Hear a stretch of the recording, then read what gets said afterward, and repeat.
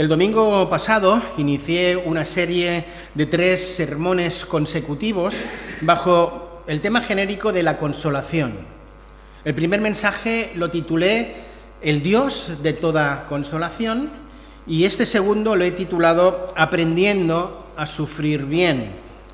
Quisiera que volviéramos a leer el pasaje donde está centrado esta serie, 2 de Corintios, capítulo 1 y versículos del 3 al 7.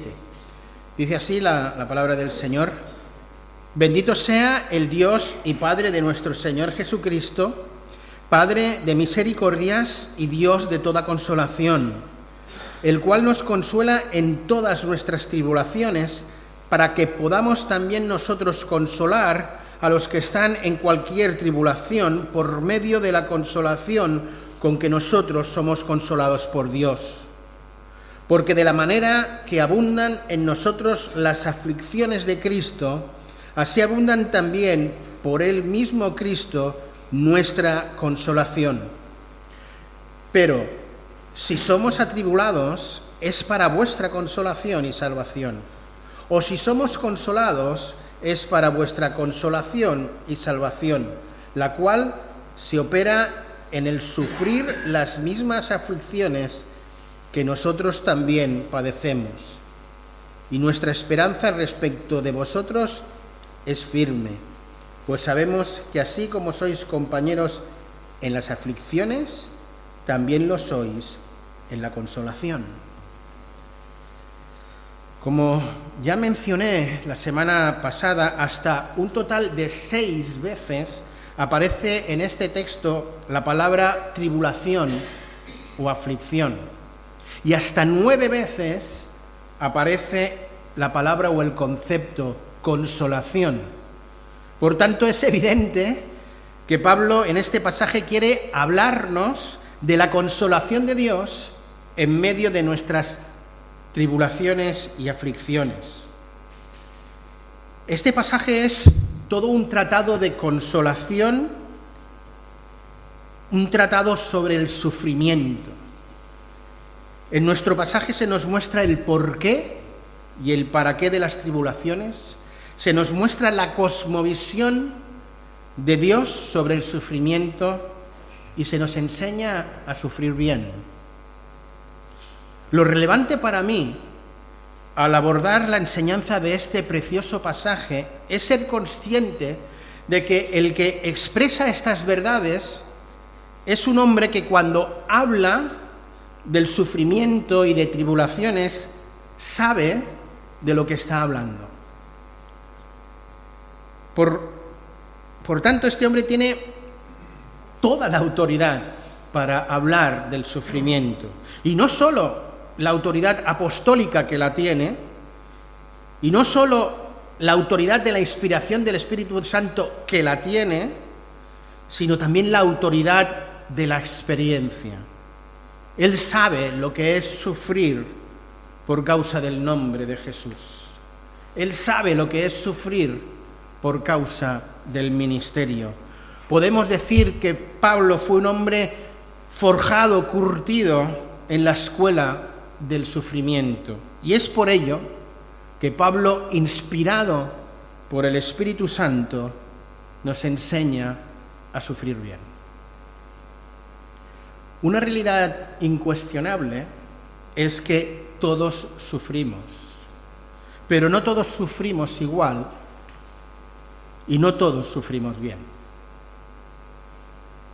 Estoy seguro de que todos nosotros, en un momento u otro de nuestra historia personal, dentro de nuestro peregrinaje espiritual, hemos pasado por momentos de angustia y de tribulación. Incluso es posible que sea lo que está ocurriendo ahora precisamente en tu vida. En el tiempo de la angustia y de la tribulación es muy habitual, esto es muy natural, muy humano, que a nuestra mente vengan preguntas que en ocasiones nos cuestan verbalizar. Porque al verbalizarlas suenan como si hubiera falta de fe o falta de confianza en el Señor. pero a la vez son cuestiones que ciertamente nos están martilleando el alma. Son cuestiones que están ahí dentro de nuestro interior golpeándonos. Son preguntas típicas y tópicas, pero no por ello menos dolorosas. Preguntas como, ¿por qué ahora? ¿Por qué a mí? ¿Qué he hecho yo para merecer esto? ¿Hasta cuándo va a durar toda esta situación? Como digo, son preguntas muy humanas, muy naturales, preguntas por las cuales sinceramente creo que no deberíamos sentirnos culpables. Preguntas que no debemos esconder en nuestro ser interior, como si fueran impropias, no adecuadas, y por ello dejar de planteárselas de forma honesta y sincera a Dios. La cuestión es, si preguntas similares a las nuestras, hombres como Habacuc, hombres conforme al corazón de Dios como David, el mismo Jonás, las hicieron, ¿por qué nosotros no? Tanto Pablo como Jonás, David y Habacuc fueron honestos con su sufrimiento ante Dios. Abrieron su corazón a Él y en ese proceso aprendieron a sufrir bien. No sin esfuerzo, no sin sacrificio. Ese sufrir bien no lo aprendieron mediante una lección magistral que les dio el Espíritu Santo, que los sentó allí y le dio esa lección. No, sino que fue a través de experiencias personales de sufrimiento, a través de momentos de incomprensión delante de Dios que aprendieron a sufrir bien. Habacuc aprendió la lección estando callado delante de Dios. Pablo, asumiendo que le debía bastar la gracia de Dios para que su poder se evidenciara en medio de su debilidad. Una verdad que creo que a todos nosotros nos cuesta de acabar de asumir y de entender la relevancia que tiene, es que vivimos en un mundo disfuncional. Vivimos en un mundo caído y esto genera sufrimiento. Es muy fácil echar la culpa a Dios. Es muy fácil preguntarle a Él por qué permites tanto sufrimiento cuando Él no es el padre del sufrimiento. Él no es el originador del sufrimiento. Como vimos la semana pasada, Dios es el Padre de misericordias. En Él se origina la misericordia, no el sufrimiento. El sufrimiento se origina en el pecado. De forma genérica, es nuestro pecado el culpable del sufrimiento, no Dios. No es justo, no es correcto culpar a Dios por el sufrimiento. Y más cuando lo que Él ha hecho es proveer todo lo necesario para paliar las consecuencias de nuestro pecado en la persona del Señor Jesús, mediante su muerte en la cruz y su victoria en la resurrección. No es justo, no es correcto culpar a Dios por el sufrimiento, y más cuando Él se encarga, como Padre de misericordias y Dios de toda consolación, de estar presente en todas y cada una de nuestras situaciones de angustia y de tribulación, proporcionándonos un consuelo personal, un consuelo perfecto, una consolación no genérica, sino personalizada a nuestra situación personal. No es justo ni correcto culpar a Dios.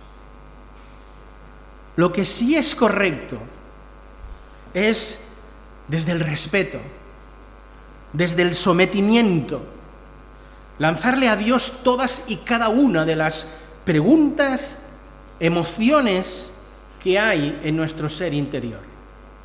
Sin faltarle el respeto, le puedes preguntar cualquier cosa. Además, has de tener y hemos de tener en cuenta que Él ya lo sabe todo. No le vas a sorprender, ni tampoco se va a enojar contigo por lo que le digas, siempre que lo hagas desde el sometimiento y el respeto. Y al hacerlo, eso es tremendamente terapéutico y liberador para ti y para mí.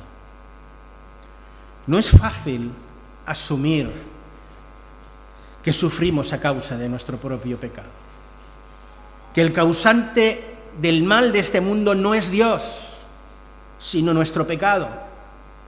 Es más fácil, es más cómodo echarle la culpa a Dios, pero eso no es justo, no es correcto.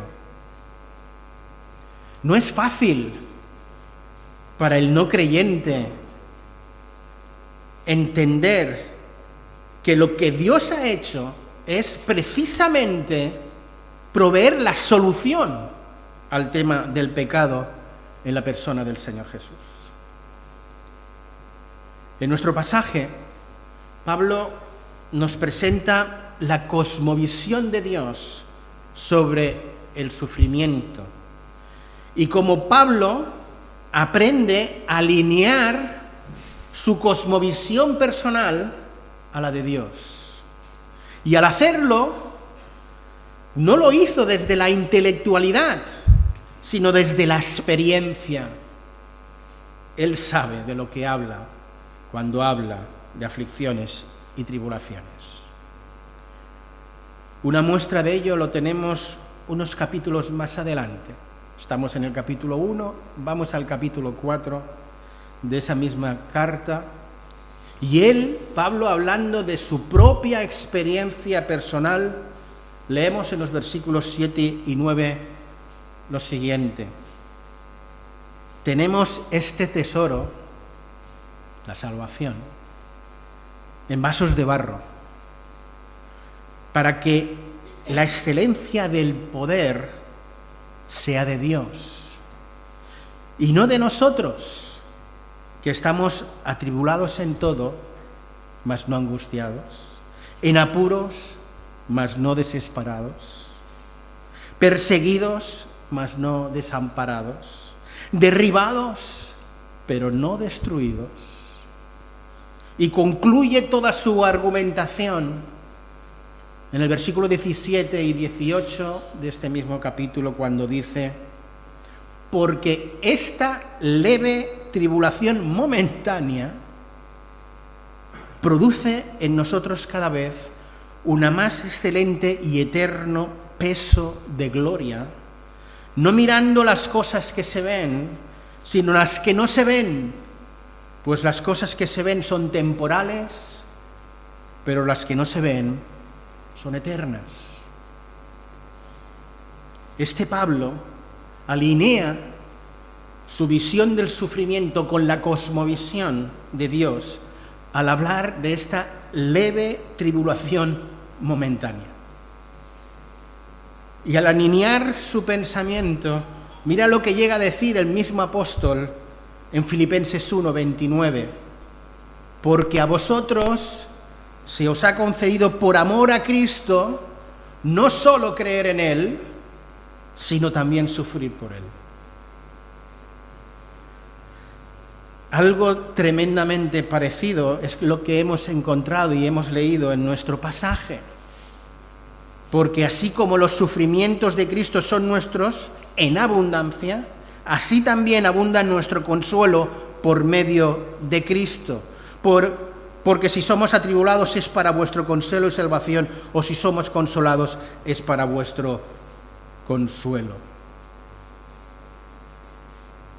Esta es una cosmovisión del sufrimiento que nos cuesta asumir, que conjuntamente con el gozo de la salvación, con la seguridad de la vida eterna, viene acompañado, viene de la mano el gozo de poder padecer por Él. No solo está el hecho de que en este mundo, en un mundo caído, vamos a tener aflicciones como cualquier hijo de vecino, sino que además está la realidad de que sufriremos por el simple hecho de ser hijos de Dios, por el hecho de confesarnos hijos de Dios y de vivir de forma coherente esa fe delante de nuestro contexto habitual. Y es por ello que Pablo, consciente de que nos cuesta asumir esta cosmovisión y que nos cuesta sufrir bien, es que en este pasaje nos va a dar una serie de pautas para enseñarnos a sufrir bien. Las primeras pautas ya las empezamos a vislumbrar la semana pasada. La primera pauta la encontramos en la alabanza inicial. Bendito sea el Dios y Padre de nuestro Señor Jesucristo.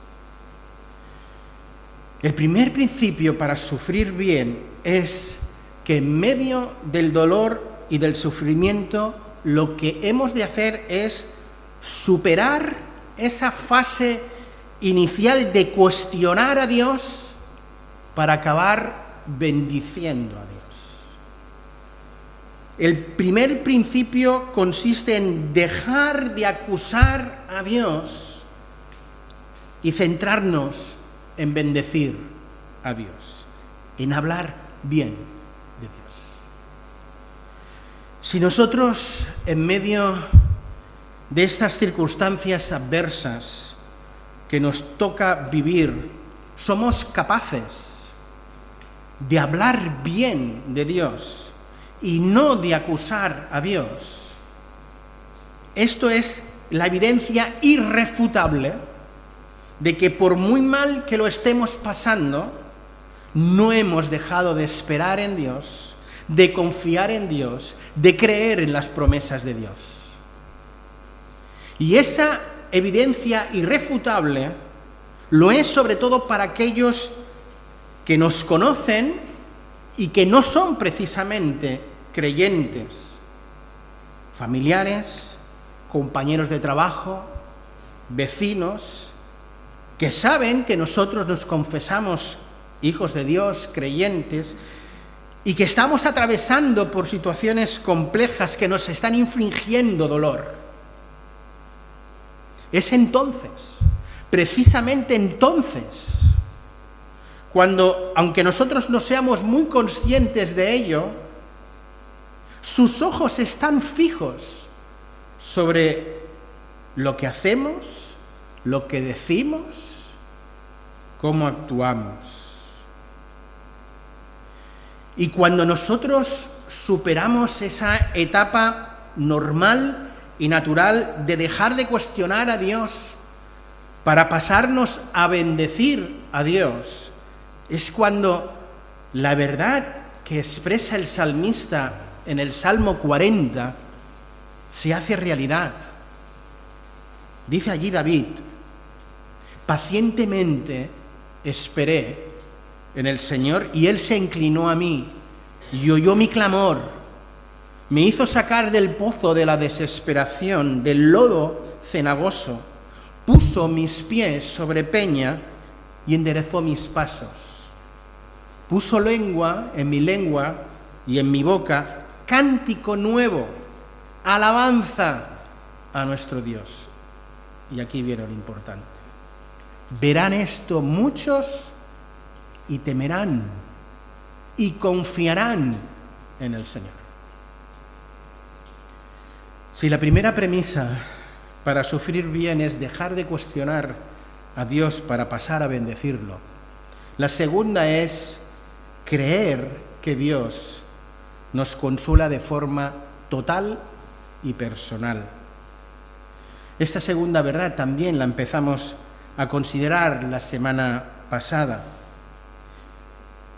Y es lo mismo decir que para sufrir bien hemos de creer en el cuidado total y personal de Dios que creer en la suficiencia de Dios. Para sufrir bien hemos de interiorizar que cuando Dios consuela de forma total y personal, además Dios es totalmente suficiente para todas las cosas.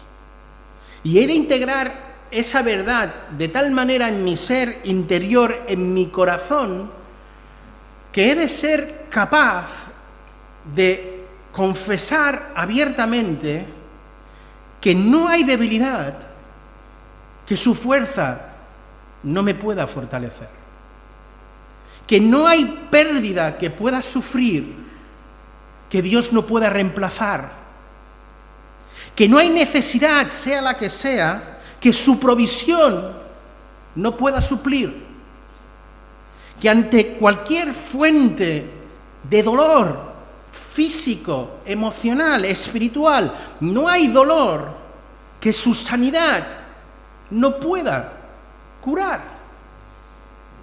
No hay vacío que Dios no pueda llenar.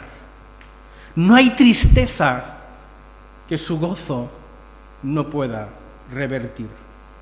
No hay absolutamente nada, pero nada, que el Padre de misericordias, el Dios de toda consolación, no lo pueda abordar. Él lo puede todo. Tú y yo no podemos, pero Él sí. La cuestión es, ¿crees esto? ¿Lo crees? Vívelo, si lo crees. Si nuestro entendimiento sobre el sufrimiento no está fundamentado en la verdad de que Abba, papá, es totalmente suficiente, que papá cuida de mí en cualquier situación, que su misericordia cubre cualquier circunstancia que atraviese mi vida. Si nuestra comprensión del sufrimiento no parte de la base de que ese Paracletos va a estar a mi lado siempre y para siempre, proporcionándome esa consolación total, completa, ajustada concretamente a mi necesidad, es que seguro que sufriré, pero quizá no sufriré bien y posiblemente sufriré más de lo necesario. Si la primera premisa para sufrir bien es dejar de cuestionar a Dios para pasar a bendecirlo, y la segunda es creer en la suficiencia de Dios, la tercera es dejar de mirar para adentro para mirar hacia afuera. Si quiero aprender a sufrir bien, he de asumir de una vez y para todas que mi sufrimiento tiene sentido cuando sirve para consolar a otros. Que Dios nos consuela para que nosotros podamos consolar a otros. Nuestro texto es claro y contundente al respecto, el cual nos consuela en toda nuestra tribulación para que nosotros podamos consolar a los que están en cualquier aflicción con el consuelo con el que nosotros mismos somos consolados por Dios. Y el para del versículo 4 es tremendamente relevante. Ese para nos da el propósito, nos explica el para qué y el por qué sufrimos.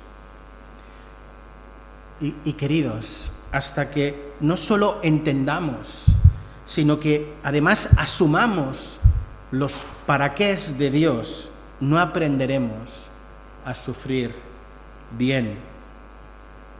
Sufriremos, pero quizás sufriremos mal y posiblemente estaremos haciendo sufrir a los que están a nuestro lado.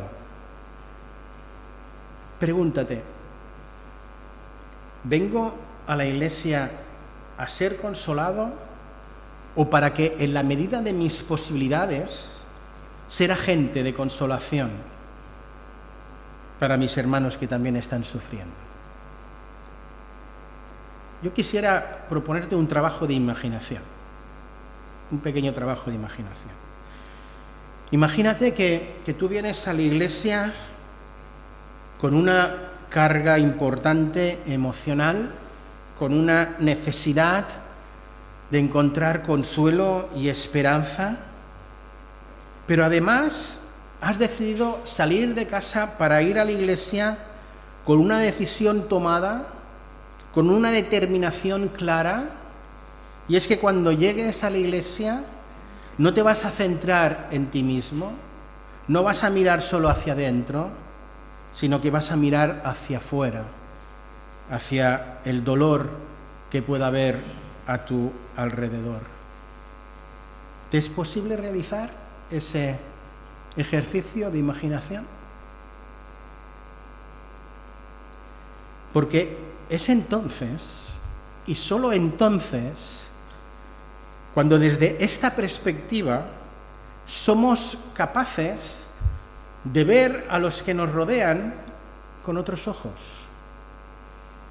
Y seremos capaces, por la acción del Espíritu Santo en cada una de nuestras vidas, cuando ver a alguien que está necesitado de una palabra de ánimo y de consuelo, por la acción del Espíritu Santo, consolarle con la misma consolación que hemos sido consolados por Dios. Y ahora imagínate algo más. Imagínate que ese hermano o esa hermana al que tú te has acercado para consolar a Dios ha venido a la iglesia con la misma predisposición que la tuya. Ha venido a la iglesia con la decisión tomada de bendecir a otros, de consolar a otros. ¿Sabes qué va a pasar si coinciden esas dos decisiones? Que el hermano al que tú te has acercado a consolar a Dios con la consolación que Él te ha dado, te va a empezar a consolar a ti con la consolación que Dios le ha dado a Él. Y los dos, por la gracia de Dios, seréis consolados por el Padre de misericordias y Dios de toda consolación. ¿Te imaginas si no tan solo dos hermanos de la congregación vienen a esta iglesia con esta actitud, sino que son muchos más los que vienen con esa actitud? ¿Te imaginas qué es lo que podría pasar? Queridos, aprendamos a sufrir bien para ser la iglesia consoladora que Dios quiere que seamos. Mirad, quizá como iglesia no tendremos una potente estructura de escuela dominical, ni un grupo grande y fuerte de adolescentes y jóvenes. Pero lo que sí podemos ser es una iglesia consoladora, una iglesia acogedora, una iglesia que se preocupa por la situación del hermano, por el alma herida, por el dolor del hermano, y es capaz de consolar con la consolación con la que Dios nos ha consolado. Para ello es necesario haber aprendido a sufrir bien. Para ello es necesario dejar de cuestionar a Dios para pasar a bendecir a Dios.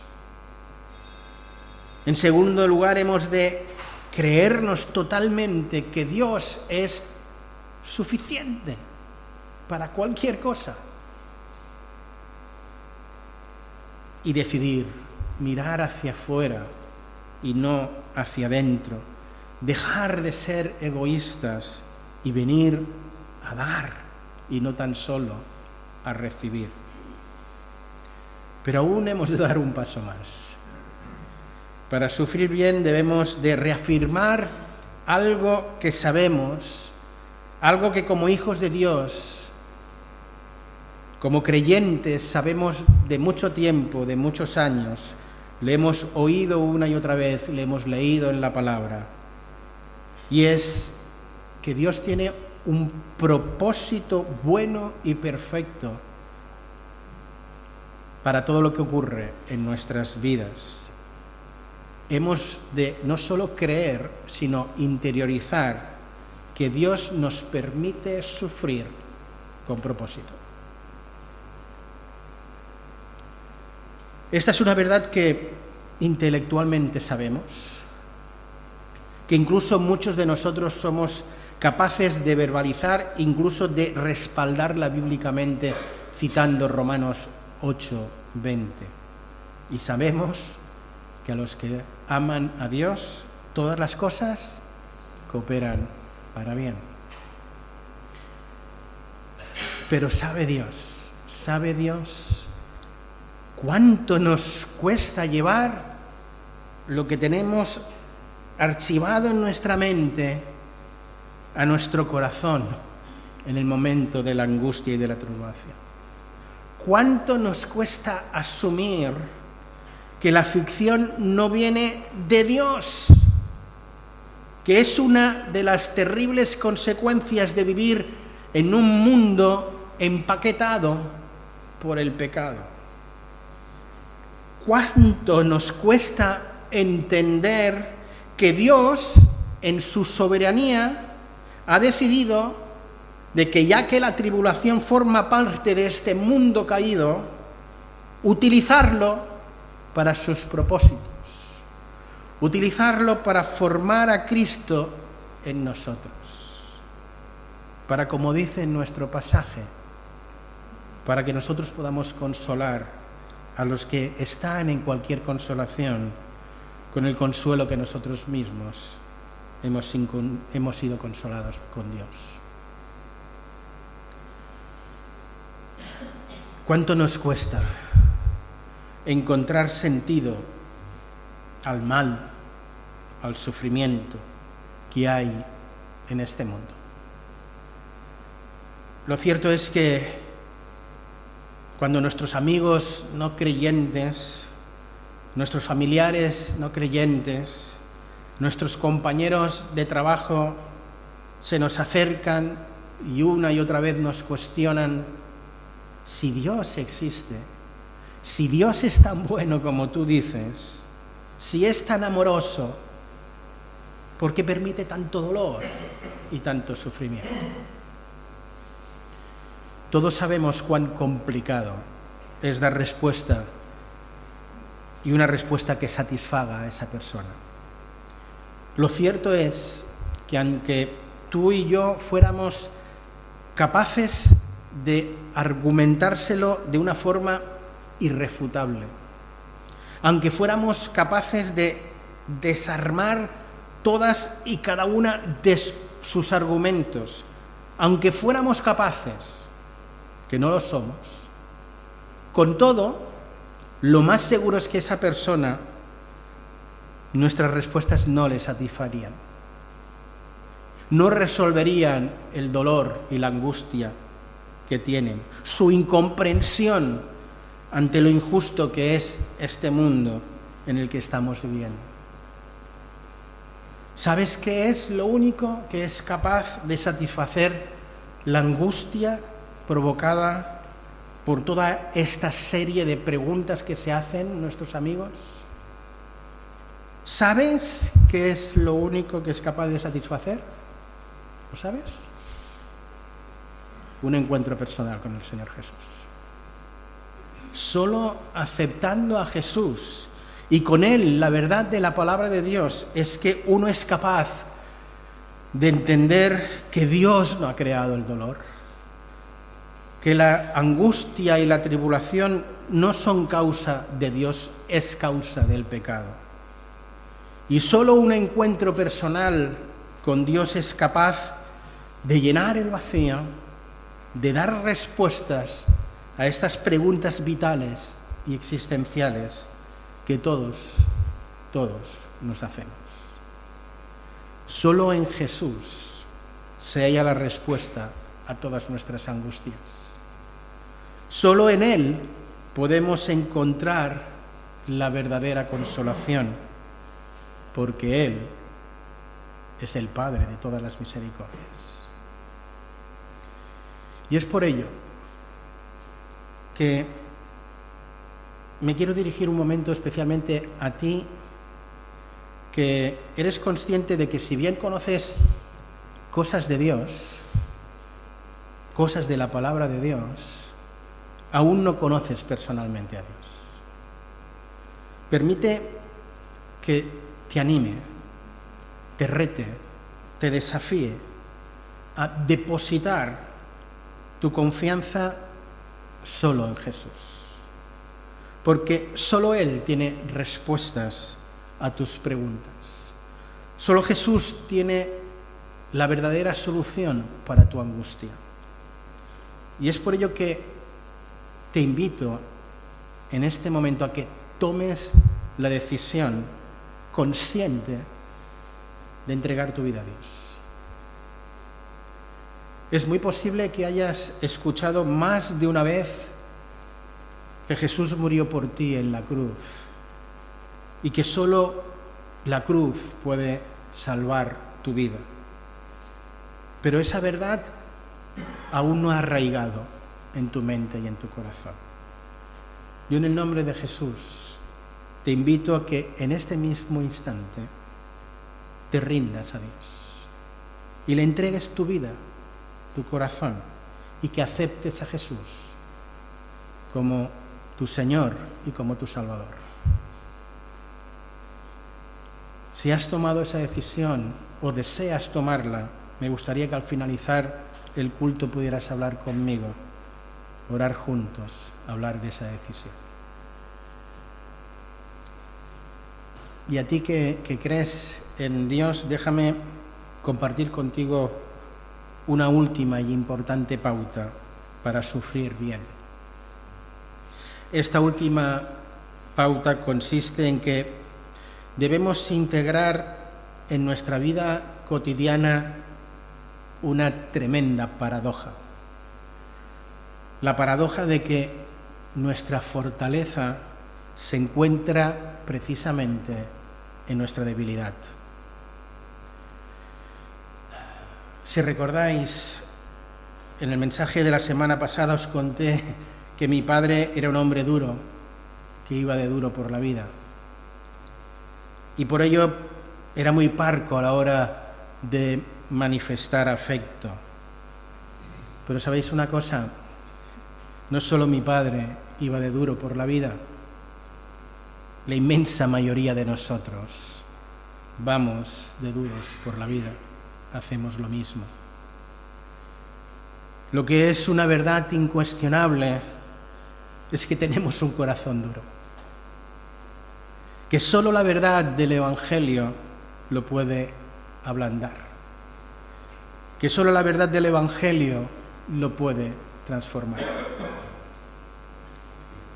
Y lo que es un hecho incuestionable es que nosotros, en el fondo, no somos duros, somos muy débiles, somos muy blandos. Pero ciertamente la vida nos endurece. Y Dios, con la prueba, nos resblandece. Es por ello que Dios, en su sabiduría, en su soberanía y en su gracia, permite que pasemos por momentos de prueba, de angustia, de tribulación, porque es precisamente en esos momentos cuando somos moldeables, cuando nuestra verdadera esencia emerge y somos conscientes de nuestra debilidad. Es en ese momento cuando aceptamos y asumimos que somos débiles y dejamos por fin de ir de duros por la vida cuando Dios nos hace entender la fortaleza de la debilidad. Esa fue una verdad que Pablo aprendió no en un seminario, lo aprendió en el calor de la prueba. Y fue capaz, en el capítulo 12 de la misma carta que estamos considerando, la segunda de Corintios, en el versículo 9 y 10, decir lo siguiente. El Señor le dice, cuando Pablo le pide por 3 veces que le quite el aguijón en la carne, Dios le dice, bástate mi gracia. Esa es su respuesta. Porque mi poder, dice Dios, se perfecciona en la debilidad. ¿Y qué responde Pablo? Pues responde lo siguiente. Por tanto, de buena gana, me gloriaré más bien en mis debilidades, para que repose en mí el poder de Cristo, por lo cual, por amor a Cristo me gozo, en mis debilidades, afrentas y necesidades, en persecuciones, en angustias, porque cuando soy débil, entonces soy fuerte. Dios le hizo entender a Pablo que a pesar de que él deseaba fervientemente que le hiciera desaparecer ese aguijón en la carne, que no se lo iba a quitar, que debía aprender a convivir con él, para de esta manera el gran apóstol Pablo pudiera aprender qué es eso de sufrir bien y pudiera aprender qué es eso de la debilidad, que se perfecciona el poder de Dios, y pudiera aprender a consolar a otros. Y vaya si lo aprendió, y vaya si lo aprendió. Lo integró de tal manera en su vida que fue capaz de decir, de buena gana, me gloriaré más bien en mis debilidades, me gozo en mis debilidades. Con estas palabras son una evidencia clara de que la pauta de la que hablábamos al principio, la de dejar de cuestionar a Dios para pasar a bendecir a Dios, la había integrado totalmente en su vida. Pero no solo eso, sino que cuando Pablo dice que de buena gana me gloriaré más en mis debilidades para que repose sobre mí el poder de Cristo, porque cuando soy débil, entonces soy fuerte, esas palabras ponen en evidencia que ha integrado las otras pautas. Ha integrado que para Dios, para él, Jesús es suficiente, bástate mi gracia. Que ha decidido mirar hacia afuera, hacia los hermanos y no hacia adentro. Y que ha entendido que Dios le hace sufrir con propósito.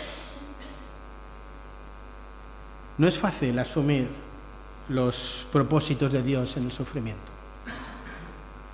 Pero es un camino, el único camino que nos conduce a sufrir bien, a poder experimentar la paradoja del gozo en medio de la prueba, la paradoja de la fortaleza en medio de la debilidad.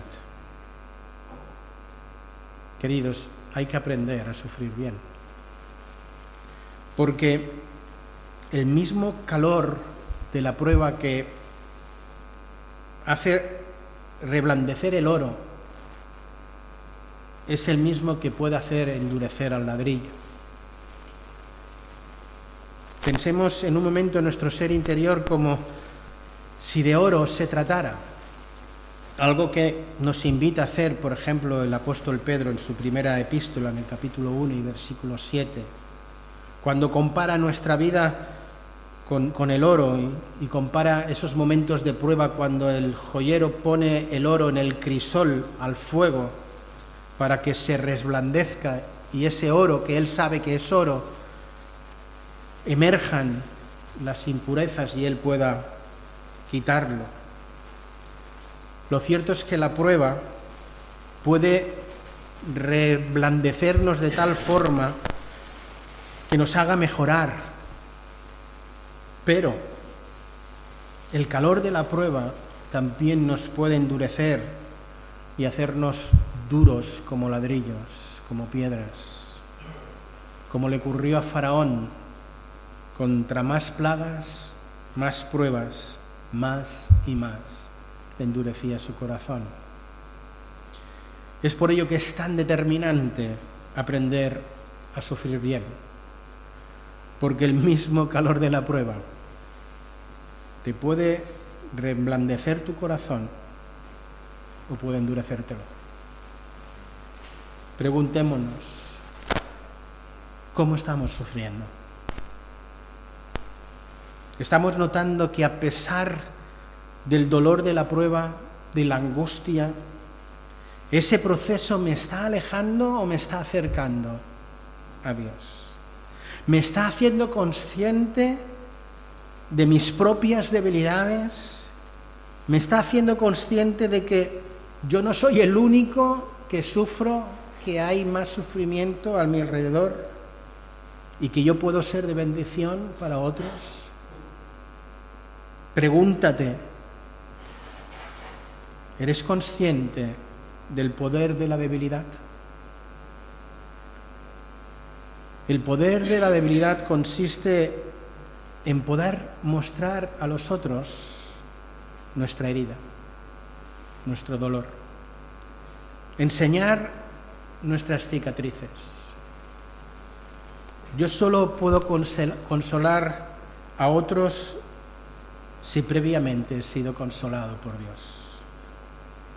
De ello hablaremos con más detenimiento la semana que viene con la predicación que he titulado Llamados a practicar el ministerio de la consolación. Pero ahora permíteme decirte que hasta que no hayamos experimentado cómo Dios nos consuela, cómo Dios sana nuestra herida, cómo además de sanarla la cicatriza, es que no podremos consolar de forma auténtica y real al que tenemos al lado. Pablo podía enseñar sus cicatrices en su cuerpo, lo que implicaba sufrir por Jesús, sufrir por el ministerio. El Señor Jesús pudo enseñar a Tomás y a sus discípulos las cicatrices del sufrimiento en la cruz. Solo desde la cicatrización, solo después de haber experimentado en nuestra propia carne el dolor, el sufrimiento y la consolación de Dios, es que estaremos en condiciones de consolar a otros. Pero como digo, de ello hablaremos con más detenimiento la semana que viene. Ahora déjame concluir lanzando un reto a examinar nuestro propio sufrimiento a la luz de lo que el Espíritu Santo nos ha estado mostrando al abrir su palabra. Preguntémonos, ¿estoy sufriendo bien? ¿O quizá estoy sufriendo mal? Y al hacerlo, sufro más de lo necesario y estoy haciendo sufrir más de lo necesario a los que tengo a mi alrededor. Analiza tu sufrimiento y a la luz de las pautas que hemos considerado esta mañana, preguntémonos, ¿hemos superado ya esa etapa normal y natural de cuestionar a Dios para pasar a bendecirlo? ¿Crees de verdad que Dios, tu papá, es totalmente suficiente para cualquier cosa, que Él te cuida de forma personal, total e íntegra. Has tomado la decisión de dejar de mirar hacia dentro para mirar hacia afuera.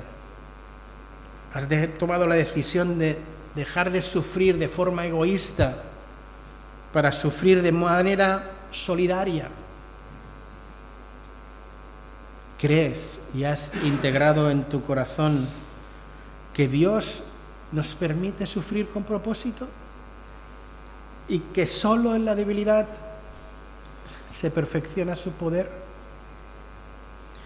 Analicemos nuestra manera de sufrir a la luz de estas pautas y permite que el Paracletos te convenza de aquello que aún te debe de convencer,